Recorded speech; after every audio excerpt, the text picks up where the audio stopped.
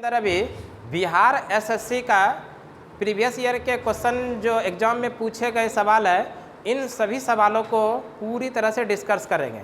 मेरे भाई आप देखिएगा भी, इसमें जो हम क्लास में पढ़ाएंगे आप लोगों को, क्वेश्चन तो एक ही रहेगा। जब उस क्वेश्चन को हम लोग पूरी डिस्कस करेंगे तो उसमें कम से कम 4-5 क्वेश्चन बनने की संभावना, और वो जो क्वेश्चन है किसी न किसी प्रकार की कॉम्पिटिटिव एग्जाम में निश्चित रूप से पूछा जाता है। आप लोग इस क्लास के अंदर शुरू से अंत तक जरूर बने रहिएगा और इस क्लास के बारे में अपने दोस्तों को भी ज़रूर शेयर कीजिएगा, ताकि उसको भी इस तरह की क्लास में बेनिफिट हो सके और वो भी क्लास जब एग्जामिनेशन हॉल में जाए तो यहाँ से जो क्वेश्चन आएगा तो वो भी बना के आ सके। तो चलिए इस क्लास को शुरू करते हैं। कुंड परियोजना, इसी से संबंधित क्वेश्चन है। हीराकुंड परियोजना किस नदी पर है? तो ध्यान रखिएगा मेरे भाई, हीराकुंड परियोजना ये महानदी पर है। कहाँ पर है? महानदी पर। और ये किस राज्य के अंदर? तो ध्यान रखिएगा, ये उड़ीसा में है। महानदी किस राज्य के अंदर है? उड़ीसा में। और एक क्वेश्चन और ध्यान रखिएगा, भारत का सबसे लंबा बांध, भारत का सबसे लंबा बांध कौन सा है? हीराकुंड बांध। भारत का सबसे लंबा बांध, भारत का सबसे लंबा बांध कौन सा है? हीराकुंड बांध। किस नदी पर है? तो महानदी पर है। किस राज्य में है? उड़ीसा राज्य के अंदर है। नेक्स्ट क्वेश्चन देखिए। क्वेश्चन है चिपको आंदोलन से। चिपको आंदोलन की शुरुआत 1973 ईस्वी में किया गया था। किसके लिए? किसके द्वारा? सुंदरलाल बहुगुणा के द्वारा। ध्यान रखिएगा, सुंदरलाल बहुगुणा। ये किस राज्य में है? ध्यान रखिएगा, किस राज्य में ये आंदोलन किया गया था? उत्तराखंड के अंदर। उत्तराखंड के चमोली जिला, उत्तराखंड का चमोली जिला। इसमें हुआ क्या था? वृक्षों की कटाई जोरों से की जा रही थी, बहुत जोर शोर से। और उसी वृक्षों की कटाई को रोकने के लिए भारत में सुंदरलाल बहुगुणा के द्वारा, है ना, वहाँ की महिलाओं को प्रेरित किया गया कि आप जाइए और पेड़ से जाके चिपक जाइए। और इसलिए इसका क्या नाम पड़ा इस आंदोलन का? चिपको आंदोलन। किससे संबंधित है? वृक्षों की कटाई को रोकने के लिए। चिपको आंदोलन किससे संबंधित है? वृक्षों की कटाई को रोकने के लिए। कब शुरू हुआ? 1973 में। किसके द्वारा शुरू किया गया है? सुंदरलाल बहुगुणा के द्वारा। किस राज्य के अंदर किया गया है? उत्तराखंड के अंदर। और ये उत्तराखंड के किस जिले में? चमोली जिले में। नेक्स्ट क्वेश्चन देखिए। क्वेश्चन जो है, ब्राजील में कॉफी के बागान को किस नाम से जानते हैं? तो ध्यान रखिएगा, ब्राजील में कॉफी के बागान को फेजेंडा कहते हैं। क्या कहते हैं? फेजेंडा। ये भी कभी कभी एग्जाम में दिया रहता है, फेजेंडा क्या है? तो आप लोग आंसर कीजिएगा, ब्राजील में कॉफी के बागान को, ब्राजील में कॉफी के बागान को किस नाम से जानते हैं? फेजेंडा के नाम से। नेक्स्ट क्वेश्चन देखिए। क्वेश्चन क्या है? रेडियो पर पहला प्रसारण। तो पहली बार रेडियो पर जो प्रसारण हुआ था, तो ध्यान रखिएगा मेरे भाई, 1923 ईस्वी में हुआ था। भारत में रेडियो पर पहला प्रसारण कब हुआ था? 1923 में। और इसी के साथ याद रखिएगा, आकाशवाणी केंद्र, आकाशवाणी केंद्र का जो गठन किया गया था, आकाशवाणी केंद्र का ये गठन किया गया था 1927 में। आकाशवाणी केंद्र का गठन कब किया गया था? 1927 में। एक क्वेश्चन और ध्यान रखिएगा, all India radio, all India radio, all India radio, इसका जो गठन किया गया था ऑल इंडिया रेडियो का 1936 में। तो इस तरह से ये तीनों क्वेश्चन को ध्यान में रखिएगा। रेडियो पर पहला प्रसारण हुआ था 1923 में, है ना। रेडियो पर पहला प्रसारण कब हुआ? 1923 में। और आकाशवाणी केंद्र का गठन कब हुआ? 1927 में। और ऑल इंडिया रेडियो का गठन कब किया गया? 1936 में। 3 क्वेश्चन है, तीनों क्वेश्चन अलग अलग है। नेक्स्ट क्वेश्चन देख लीजिए मेरे भाई। क्वेश्चन जो पूछा गया था, ऑस्ट्रेलिया की राजधानी कहाँ पर है? तो ध्यान रखिएगा, ऑस्ट्रेलिया की जो राजधानी है कैनबरा है। ऑस्ट्रेलिया की राजधानी कहाँ पर है? कैनबरा। पूछे आप लोगों को, ऑस्ट्रेलिया का सबसे बड़ा शहर तो सिडनी। ऑस्ट्रेलिया का सबसे बड़ा शहर कौन सा है? सिडनी। इसी ऑस्ट्रेलिया को कहा जाता है प्यासी भूमियों का देश। क्या कहा जाता है? प्यासी भूमियों का देश। प्यासी भूमियों का देश किसे कहा जाता है? ऑस्ट्रेलिया को। या इसी को कहा जाता है कंगारुओं का देश। क्या कहा जाता है? कंगारुओं का देश। और इसी ऑस्ट्रेलिया के अंदर एक नदी बहती है जिसका नाम है मर्रे डार्लिंग नदी।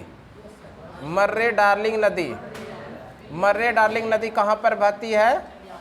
मर्रे डार्लिंग नदी कहाँ बहती है? ऑस्ट्रेलिया के अंदर। इसी ऑस्ट्रेलिया में विली विली हवा चलती है। कौन सी? विली विली हवा। विली विली हवा कहाँ चलती है?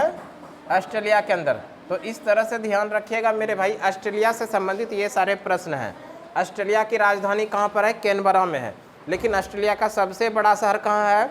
सिडनी। ऑस्ट्रेलिया को प्यासी भूमियों का देश कहते हैं। प्यासी भूमियों का देश किसको कहते हैं? ऑस्ट्रेलिया को। कंगारुओं का देश किसे कहते हैं? ऑस्ट्रेलिया को। मर्रे डार्लिंग नदी कहाँ पर बहती है? ऑस्ट्रेलिया में। विली विली हवा कहाँ चलती है? ऑस्ट्रेलिया में। ये ऑस्ट्रेलिया है। और इसी से मिलता जुलता एक देश और है जिसका नाम है ऑस्ट्रिया। इसको भी ध्यान रखिएगा, ऑस्ट्रिया। और इस ऑस्ट्रिया की राजधानी कहाँ पर है? वियना के अंदर। इस ऑस्ट्रिया की राजधानी कहाँ पर है? वियना के अंदर। नेक्स्ट क्वेश्चन देखिए हम लोग। देखिए क्वेश्चन क्या है? भारत में पहली जनगणना। तो ध्यान रखिएगा, भारत में पहली जनगणना 1872 ईस्वी में हुआ। भारत में पहली जनगणना कब हुआ? 1872 में। किसके द्वारा करवाया गया था? तो लॉर्ड मेयो के द्वारा। भारत में पहली जनगणना लॉर्ड मेयो के द्वारा कराया गया। वहीं पर हम लोग बात कर रहे हैं पूर्ण जनगणना। भारत में पहला पूर्ण या नियमित जनगणना, भारत में पहली बार नियमित यानी पूर्ण जनगणना जो हुआ ये कब हुआ था? तो 1881 में। किसके द्वारा कराया गया था?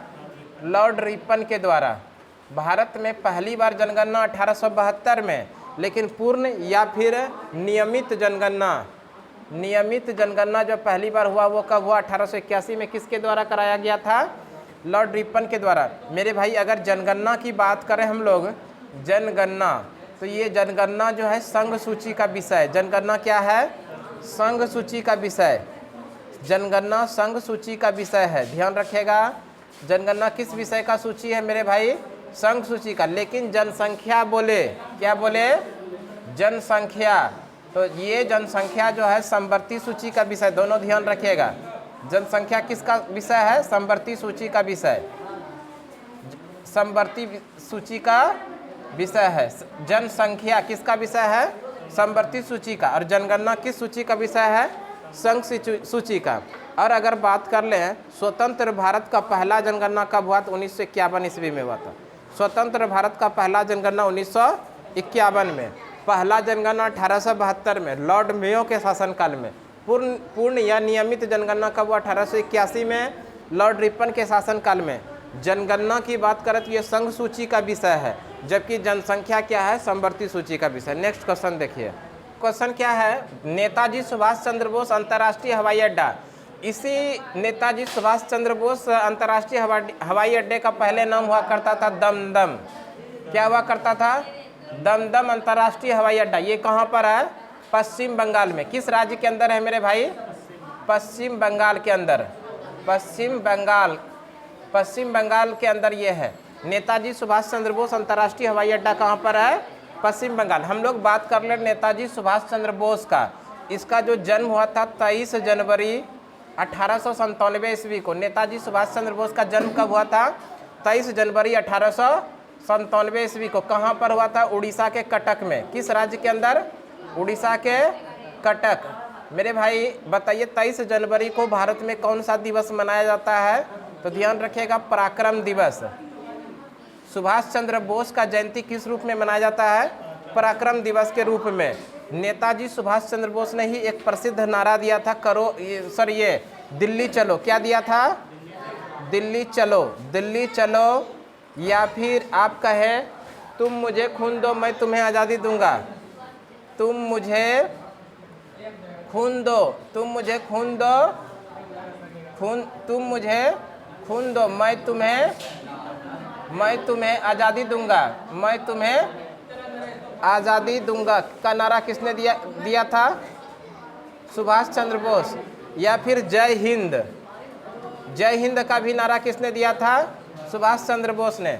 सुभाष चंद्र बोस की बात करें तो 1938 का INC हरिपुरा अधिवेशन का अध्यक्षता किया था। हरिपुरा अधिवेशन, INC का हरिपुरा अधिवेशन की अध्यक्षता किसने किया था? सुभाष चंद्र बोस ने। ये सारे क्वेश्चन किससे संबंधित है? सुभाष चंद्र बोस से। नेताजी सुभाष चंद्र बोस अंतर्राष्ट्रीय हवाई अड्डा कहाँ पर है? पश्चिम बंगाल में। इसी अंतर्राष्ट्रीय हवाई अड्डा का पहले क्या नाम हुआ करता था? दमदम अंतर्राष्ट्रीय हवाई अड्डा। और इसका जन्म, नेताजी सुभाष चंद्र बोस का जो जन्म हुआ था 23 जनवरी 1897 ईस्वी को। कहाँ पर? उड़ीसा के कटक में। सुभाष चंद्र बोस का जो जयंती मनाया जाता है 23 जनवरी को पराक्रम दिवस के रूप में मनाया जाता है। दिल्ली चलो तुम मुझे खून दो मैं तुम्हें आज़ादी दूंगा या जय हिंद, ये सारा नारा किसने दिया है? सुभाष चंद्र बोस ने। सुभाष चंद्र बोस 1938 के भारतीय राष्ट्रीय कांग्रेस की अधिवेशन की अध्यक्षता किया था और ये अधिवेशन कहाँ पर हुआ था? हरिपुरा में। नेक्स्ट क्वेश्चन देखते हैं हम लोग कि इसी क्वेश्चन में एक चीज़ जान लीजिए, भारत में वायु परिवहन की शुरुआत, ये भी ध्यान रखिएगा, भारत में वायु परिवहन की शुरुआत, वायु परिवहन की जो शुरुआत हुआ, भारत में वायु परिवहन की शुरुआत कब हुआ? 1911 में। कहाँ से? तो इलाहाबाद से नैनी के बीच, इलाहाबाद से नैनी के बीच में भारत में पहली बार वायु परिवहन की शुरुआत हुई। कब? 1911 में। कहाँ से कहाँ तक? इलाहाबाद से नैनी के बीच। अब देखते हैं हम लोग आगे वाला प्रश्न। देखिए हड़प्पा से संबंधित क्वेश्चन आया हुआ था और हड़प्पा के खोज की याद रखिएगा। हड़प्पा का खोज कब हुआ है? 1921 में। किसके द्वारा? दयाराम साहनी के द्वारा। दयाराम साहनी के द्वारा हड़प्पा का खोज किया गया है। और ध्यान रखिएगा ये जो हड़प्पा है, इस हड़प्पा सभ्यता को कांस्य युगीन सभ्यता के भी नाम से जानते हैं। कांस्य युगीन सभ्यता। ध्यान रखिएगा हड़प्पा सभ्यता को किस नाम से जानते हैं? कांस्य युगीन सभ्यता। हड़प्पा की बात करें, हड़प्पा सभ्यता यहाँ पर लिख लीजिएगा, हड़प्पा सभ्यता। और हड़प्पा सभ्यता का जो जुड़वा राजधानी कहा जाता है, किसको? हड़प्पा सभ्यता का जुड़वा राजधानी कहा जाता है मोहनजोदड़ो और हड़प्पा को। मोहनजोदड़ो और हड़प्पा को क्या कहा जाता है? हड़प्पा सभ्यता की जुड़वा राजधानी। एक क्वेश्चन ध्यान रखिएगा, हड़प्पा सभ्यता में किस धातु का ज्ञान नहीं था? किस धातु का ज्ञान नहीं था या जानकारी नहीं था? तो ध्यान रखिएगा अक्सर ऑप्शन में रहता है क्या? लोहा। हड़प्पा सभ्यता में किस धातु का ज्ञान नहीं था यानी जानकारी नहीं था? लोहा। हड़प्पा जो है किस नदी के किनारे है? हड़प्पा किस नदी के किनारे है? रावी नदी के किनारे है ना। हड़प्पा किस नदी के किनारे है? और हड़प्पा की बात करें, ये हड़प्पा वर्तमान समय में किस देश के अंदर चले गया है? पाकिस्तान के अंदर। हड़प्पा वर्तमान समय में कहाँ पर है? पाकिस्तान। और हड़प्पा सभ्यता की बात करें मेरे भाई तो ध्यान रखिएगा हड़प्पा सभ्यता का सबसे बड़ा नगर मोहनजोदड़ो।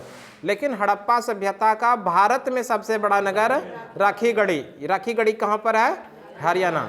हड़प्पा सभ्यता का व्यापारिक राजधानी किसको कहते हैं? लोथल को। हड़प्पा सभ्यता की व्यापारिक राजधानी लोथल किस राज्य के अंदर है? गुजरात में। एक क्वेश्चन और ध्यान रखिएगा, हड़प्पा सभ्यता का भारत में सर्वाधिक स्थल किस राज्य में है? तो गुजरात में। हड़प्पा सभ्यता का भारत में सर्वाधिक स्थल किस राज्य में? गुजरात में। धौलावीरा भी कहाँ पर है? गुजरात में। और इसी धौलावीरा को हाल ही में यूनेस्को की विश्व धरोहर की सूची में 40वां स्थान के रूप में शामिल किया गया। विश्व धरोहर की सूची में धौलावीरा को कब शामिल किया गया? 2021 में। और कौन सा क्रम का? ये 40वें नंबर का क्रम है। 21 भी ऑप्शन में देखने के लिए मिलेगा, 22 भी देखने के लिए मिलेगा। ठीक है, नेक्स्ट क्वेश्चन देखते हैं हम लोग। देखो क्वेश्चन क्या है, भारत का नेपोलियन किसे कहा जाता है? तो ध्यान रखिएगा भारत का जो नेपोलियन कहा जाता है समुद्रगुप्त को। भारत का नेपोलियन किसे कहा जाता है? समुद्रगुप्त। और समुद्रगुप्त की बात करें हम लोग तो समुद्रगुप्त का संबंध किस वंश से है? गुप्त वंश का। समुद्रगुप्त का संबंध किस वंश से है? गुप्त वंश। ये गुप्त वंश को भारतीय इतिहास का प्रथम स्वर्णकाल कहा जाता है। भारतीय इतिहास का प्रथम स्वर्णकाल किसके शासनकाल को कहा जाता है? गुप्त वंश के शासनकाल को भारतीय इतिहास का प्रथम स्वर्णकाल कहा जाता है। और इसी गुप्त वंश का एक प्रसिद्ध शासक हुआ करता था समुद्रगुप्त।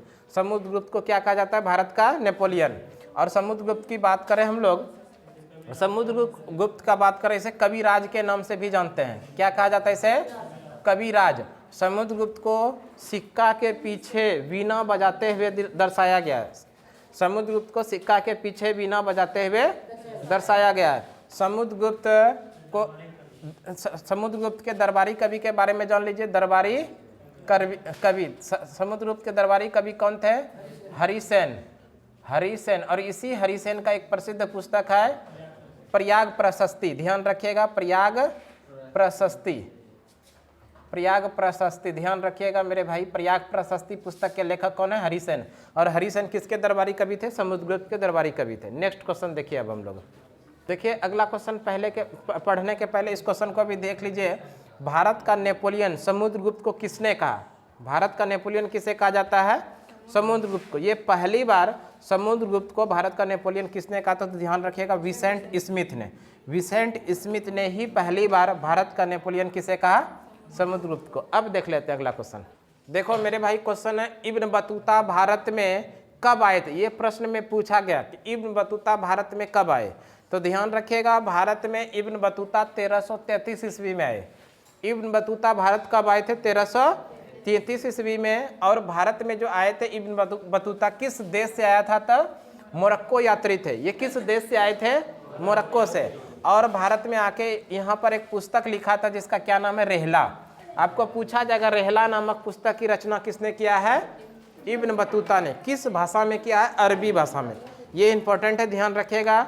रेहला नामक पुस्तक की रचना किसने किया है? इब्न बतूता ने। किस भाषा में किया है? अरबी भाषा में। इब्न बतूता भारत कब आया? 1333 में आया। किस देश से आया था? मोरक्को यात्री था यार। नेक्स्ट क्वेश्चन देखिए। क्वेश्चन है विजयनगर साम्राज्य का प्रसिद्ध शासक का क्या नाम था? वो भी बताते हैं। उसके पहले जान लीजिए विजयनगर साम्राज्य की स्थापना। विजयनगर साम्राज्य की स्थापना 1336 में। कब? 1336 में। किसके द्वारा? हरिहर एवं बुक्का नामक दो भाइयों ने मिलकर किया था। हरिहर एवं बुक्का। हरिहर एवं बुक्का नामक दो भाइयों ने मिलकर 1336 में विजयनगर साम्राज्य की स्थापना किया था। विजयनगर साम्राज्य की राजधानी कहाँ हुआ करती थी? हम्पी। ध्यान रखिएगा कहाँ पर था? हम्पी में था। विजयनगर साम्राज्य की राजधानी हम्पी किस नदी के किनारे था? ध्यान रखिएगा तुंगभद्रा नदी के किनारे। तुंगभद्रा नदी के किनारे। मेरे भाई ध्यान रखिएगा विजयनगर साम्राज्य की का प्रसिद्ध शासक क्या नाम था? कृष्णदेव राय। विजयनगर साम्राज्य का प्रसिद्ध शासक था कृष्णदेव राय। कृष्णदेव राय। और इसी कृष्णदेव राय ने अपने साम्राज्य के अंदर अमुक्त मर्यादा एक पुस्तक लिखा था। अमुक्त मर्यादा। ध्यान रखिएगा अमुक्त मर्यादा पुस्तक की रचना कृष्णदेव राय ने। और इसी ने अपने शासनकाल में एक प्रथा की शुरुआत किया था। वो प्रथा कौन सी थी? इस कमेंट बॉक्स में इस प्रश्न का आंसर छापेंगे। कृष्णदेव राय ने एक प्रसिद्ध प्रथा की शुरुआत किया था अपने साम्राज्य में। वो कौन सी प्रथा था? इसका आंसर आप लोग इस कमेंट बॉक्स में छापेंगे, इस बॉक्स के अंदर, है ना। आप लोग इस प्रश्न का आंसर छापिए। नेक्स्ट क्वेश्चन देखते हैं। देखो अगला क्वेश्चन पढ़ने के पहले इस बॉक्स में कमेंट बॉक्स में आंसर आया आयंगर व्यवस्था। कृष्णदेव राय ने अपने साम्राज्य में एक प्रसिद्ध व्यवस्था शुरू किया गया था जिसका क्या नाम था? आयंगर व्यवस्था। क्या था? आयंगर व्यवस्था। ये कई बार पूछा गया है। आयंगर व्यवस्था किसके द्वारा शुरू किया गया था? तो कृष्णदेव राय के द्वारा। और वर्तमान समय की बात करें तो ये विजयनगर साम्राज्य किस राज्य के अंदर है? तो कर्नाटक के अंदर है। और कर्नाटक का सबसे नवीनतम जिला बनाया गया है ये विजयनगर जिला। विजयनगर के नाम से एक जिला बनाया गया है कर्नाटक में हाल ही में। नेक्स्ट क्वेश्चन अब देख लेते हैं हम लोग। क्वेश्चन और ध्यान रखिएगा विजयनगर साम्राज्य से संबंधित है कि विजयनगर साम्राज्य में आने वाला पहला विदेशी यात्री का क्या नाम था? विजयनगर साम्राज्य में आने वाला पहला विदेशी यात्री का नाम था निकोलो कॉन्टी। ध्यान रखिएगा निकोलो कॉन्टी ही पहले ऐसे विदेशी यात्री हुए जो विजयनगर साम्राज्य में आए। तो विजयनगर साम्राज्य में आने वाले पहले विदेशी यात्री का क्या नाम था? निकोलो कॉन्टी। नेक्स्ट क्वेश्चन आप देखते हैं। भारत आने वाला पहला यूरोपीय यात्री कौन थे? ध्यान रखिएगा वास्को डी गामा। भारत आने वाला पहला यूरोपीय यात्री का क्या नाम था? Vasco D gamma. किस देश से आए थे? तो ध्यान रखिएगा पुर्तगाल से। किस देश से आए थे ये? पुर्तगाल से। कब आए थे? 17 मई 1498। कब आए थे? 17 मई 1400। कहाँ पर आए थे? केरल के कालीकट में। केरल के कालीकट में। कहाँ पर आए थे? केरल के कालीकट में। और इसी केरल के कालीकट का एक प्रसिद्ध शासक हुआ करता था जिसका नाम है जमोरिन। और इनका भव्य स्वागत किया जमोरिन ने। अब जाते समय इनको मसाला दिया और मसाले को बेचकर इन्होंने 60 गुना मुनाफा कमाया। तभी से भारत में अलग अलग कंपनियों का आगमन शुरू हुआ। तो ध्यान रखिएगा, भारत आने वाला पहला यूरोपीय यात्री का क्या नाम है? Vasco D gamma. कब आए थे? 17 मई 1498 को। कहाँ पर आए थे? केरल के कालीकट में आए थे। और अगर आप लोगों को पूछे किस देश से आए थे, तो पुर्तगाल से ही आए थे। नेक्स्ट क्वेश्चन देखिए, क्वेश्चन क्या है? क्वेश्चन है कोलकाता में सर्वोच्च न्यायालय की स्थापना कब किया गया था? तो ध्यान रखिएगा, कोलकाता में सर्वोच्च न्यायालय की स्थापना 1774 ईस्वी में हुआ। कोलकाता में सर्वोच्च न्यायालय की स्थापना कब हुआ? 1774 में। और ध्यान रखिएगा, किस एक्ट के द्वारा हुआ था? रेगुलेटिंग एक्ट के द्वारा, रेगुलेटिंग एक्ट के द्वारा। और रेगुलेटिंग एक्ट भारत में कब आया था? इसको भी ध्यान रखिएगा, 1773 में। रेगुलेटिंग एक्ट भारत कब आया? 1773 में। और इसी रेगुलेटिंग एक्ट के द्वारा कोलकाता में सर्वोच्च न्यायालय की स्थापना किया गया 1774 ईस्वी में। अगर हम लोग अभी की बात करें कि अभी वर्तमान समय में भारत का सर्वोच्च न्यायालय कहाँ पर है? सुप्रीम कोर्ट कहाँ पर है? तो नई दिल्ली। सर्वोच्च न्यायालय के मुख्य न्यायाधीश का सेवानिवृत्ति का समय कितना है? कितना वर्ष है? 65 वर्ष। सर्वोच्च न्यायालय के मुख्य न्यायाधीश का जो सेवानिवृत्ति का समय वो कितना है? 65 वर्ष। वहीं पर ध्यान रखिएगा, उच्च न्यायालय, वर्तमान समय में भारत में कितने उच्च न्यायालय हैं? 25। और उस उच्च न्यायालय के मुख्य न्यायाधीश का जो रिटायरमेंट का आयु है वो है 62 वर्ष। सर्वोच्च न्यायालय के मुख्य न्यायाधीश का रिटायरमेंट का समय है 65 वर्ष। वहीं पर उच्च न्यायालय के मुख्य न्यायाधीश का जो रिटायरमेंट का समय है वो 62 वर्ष। और वर्तमान समय में भारत का सर्वोच्च न्यायालय कहाँ पर है? दिल्ली में। और 1774 ईस्वी में सर्वोच्च न्यायालय की स्थापना कहाँ पर किया गया था? कोलकाता में। किस अधिनियम के द्वारा किया गया था? रॉलेट एक्ट के द्वारा किया गया था। रॉलेट एक्ट भारत में कब आया? रॉलेट एक्ट नहीं, रेगुलेटिंग एक्ट, क्षमा करेंगे, रेगुलेटिंग एक्ट। और रेगुलेटिंग एक्ट कब आया था? 1773 ईस्वी में। नेक्स्ट क्वेश्चन देखते हैं। देखिए मेरे भाई, भारतीय मुद्रा की बात करें, भारत की मुद्रा जो है वो क्या है? रुपया है। भारत की मुद्रा क्या है? रुपया। और इस रुपया में जो देखिएगा आप सिंबल दिया रहेगा इस टाइप का, ये क्या है? सिंबल है रुपया का। ये क्या है? सिंबल। ये सिंबल किसने दिया है? तो ध्यान रखिएगा, डी उदय कुमार। किसके द्वारा दिया गया है? डी उदय कुमार। ये सिंबल किसके द्वारा दिया गया है? डी उदय कुमार। और ये सिंबल जो है भारत सरकार के द्वारा कब अपनाया गया है? 2014 से। ये वाला जो रुपया का सिंबल है कब से भारत सरकार ने अपनाया है? 2014। और ये रुपया जो है, ये रुपया का सिंबल किसने दिया है? डी उदय कुमार। भारत की मुद्रा क्या है? रुपया है, ठीक है। और भारत की रुपया, अगर बात करें मुद्रा, भारत की मुद्रा 1 रुपया से जितना मूल्य का अधिक का मूल्य होगा वो किसके द्वारा जारी किया जाता है? तो ध्यान रखिएगा, आरबीआई के द्वारा। किसके द्वारा जारी किया जाता है? आरबीआई के। आरबीआई के जो गवर्नर होंगे उन्हीं गवर्नर के हस्ताक्षर से भारत में 1 रुपया से अधिक के मूल्य को जारी किया जाता है। और अभी हम लोग बात कर लें भारत में कितने प्रकार के मार्केट में रुपया है, तो ध्यान रखिएगा, 2 रुपये का नोट है, 5 का है, 10 का है, 20 का है, 50 का है, 100 का है, 200 का है, 500 का है और 2000 रुपये का है। एक बार अभी हाल ही में कुछ दिन पहले परीक्षा में आया था, बताइए इनमें से कौन सा भारत की रुपया के नोटों का नोट अभी प्रचलन में नहीं है? वहाँ पर 1000 रुपया भी डाला गया था। अभी वर्तमान समय में 1000 रुपये का नोट प्रचलन में नहीं है, इसको बंद कर दिया गया है ना। तो ऑप्शन के अकॉर्डिंग ये आंसर था 1000। तो अभी जो वर्तमान समय में भारत में नोट का प्रचलन है वो 2 रुपया, 5 रुपया, 10 रुपया, 20 रुपया, 50 रुपया, 100, 200, 500 और 2000। और इन सभी नोटों पर किसका हस्ताक्षर होता है? इन सभी नोटों पर जो हस्ताक्षर होता है आरबीआई के गवर्नर का। अब आप लोग एक प्रश्न का आंसर कमेंट बॉक्स में छापेंगे, आरबीआई के वर्तमान समय में गवर्नर कौन है? आप लोग एक कमेंट बॉक्स में क्वेश्चन का आंसर छापेंगे कि आरबीआई का वर्तमान समय में गवर्नर कौन है। इस प्रश्न का आंसर आप लोग कहाँ पर देंगे? कमेंट बॉक्स में। और ये है आपका कमेंट बॉक्स। नेक्स्ट क्वेश्चन देखते हैं हम लोग। नेक्स्ट क्वेश्चन देखिए क्या है। देखिए ये है 1 रुपये का नोट और ये भी प्रचलन में है, लेकिन ये आरबीआई के द्वारा नया नोट जारी अभी नहीं किया जा रहा है।